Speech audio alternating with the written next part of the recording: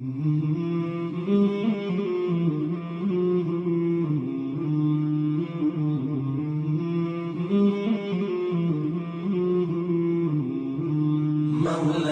صل وسلم دائما أبدا على حبيبك.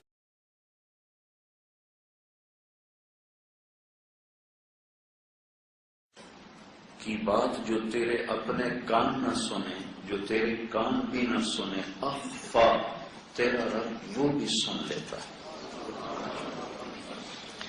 ایک بدو آیا، کہنے لگا یا رسول اللہ، میرا باپ مجھ سے پوچھے بغیر میرا مال خرچ کر لیتا ہے. تو آپ نے فرمایا بلاؤ. باپ کو پتا چلا کہ میرے بیٹے نے میری شکایت کی ہے، تو اس کو دکھ ہوا. تو اس نے اس دکھ میں چند شعر کہے. شعر تو ان کی فطرت میں تھے، لیکن زبان سے نہیں، دل ہی دل میں شعر کہتا ہوا وہ مسجد کی طرف آیا. زبان سے ایک حرف نہیں ادا ہوا. جب وہ دربار رسالت میں پہنچا تو جبریل آ گیا، کہنے لگے یا رسول اللہ، اللہ تعالیٰ فرما رہے ہیں کہ اس کا مقدمہ بعد میں سنیں، پہلے اسے کہیں کہ وہ شعر سنائے جو اس کی زبان سے ادا نہیں ہوا اور اس کے کانوں نے نہیں سنا، لیکن رب العرش العظیم نے سن لیا. تو آپ نے فرمایا بھائی تیری بات بھی سنتے ہیں، پہلے وہ بتا جو تو نے دل ہی دل میں کہا ہے. وہ کہنے لگا اشہد انک رسول اللہ، میں گواہی دیتا ہوں آپ اللہ کے رسول ہیں. یا رسول اللہ، آپ کا رب ہمارے ایمان کو بڑھاتا ہی رہتا ہے. اس کی عزت کی قسم چند خیالات تھے جو خیال کی دنیا میں ہی رہے، زبان پر نہیں آئے. آپ کے رب نے اسے بھی سن لیا. کیا بات تھا؟ کہا تھا غزوتک مولودا ومنتک یافع تعل بما اجنی علیک وتنهل وإذا ضاقتك بالصدم لم أبد لصدمك إلا ساهرا أتململ كأني أنا المتروك دونك بالذي تركت به دوني فعيني تهمل تخاف الرضا نفسي عليك وإنها لتعلم أن الموت وقت مؤجل فلما بلغت السن والغاية التي إليها مدى ما كنت فيك أؤمل جعلت جزائي غلظة وفظاظة كأنك أنت المنعم المتفضل فليتك إن لم ترع حق أبوتي فعلت كما الجار المجاور يفعل فأوليتني حق الجوار ولم تكن علي بمال دون مالك تبخل. اللہ کے محبوب کے آنسو ایسے برسات کی طرح. بیٹا جس دن تو پیدا ہوا ہم نے اپنے لیے جینا ہی چھوڑ دیا، تیرے لیے جینا شروع کیا. تیری ایک مسکراہٹ کے لیے جھلستی ہواؤں سے لڑا، ٹھٹھرتی راتوں سے لڑا. تو یہ ایک تر نوالا کھلانے کے لیے میں کولو کے بیل کی طرح پستا رہا، چلتا رہا، اور میری جوانی کا رس گھل گھل کے تیری ہڈیوں میں اترتا رہا.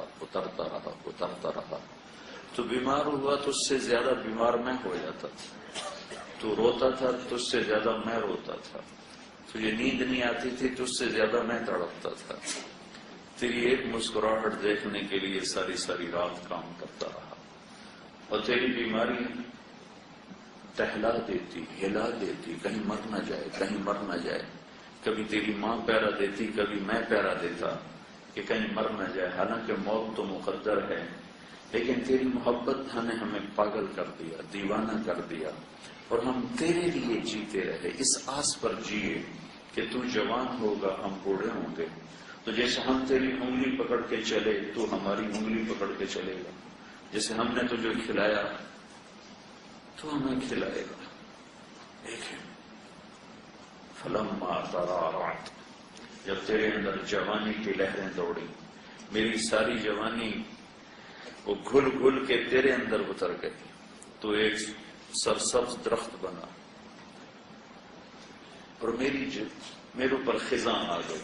تیرے اوپر پہاڑ آ گیا، مجھے پتجھڑ نے نگل لیا، تجھے پہاڑ نے ہرا کر دیا، میں دوہرا ہو گیا، تو سیدھا ہو گیا، مجھے تمنا ہو گیا میرا سہارا بنے گا۔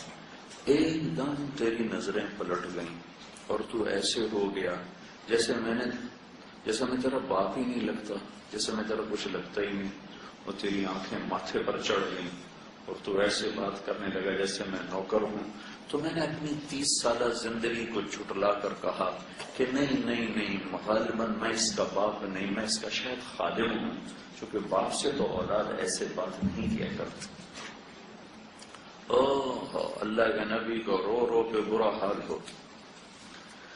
تو اب نے اس کو گریبان سے پکڑا، اس نوجوان کو کہا اٹھ جا میری مجلس سے، انت و مالک لابیک، تو اور تیرا سب کچھ تیرے باپ کا ہے۔ اللہ کے نبی سے پوچھا گیا تھا یا رسول اللہ قیامت کب آئے گی؟ تو آپ نے فرمایا اللہ کو پتہ ہے کب آئے گی، تو کوئی نشانی تو بتائیں کہ جب ماؤں کو ذلیل کیا جائے گا قیامت آ جائے۔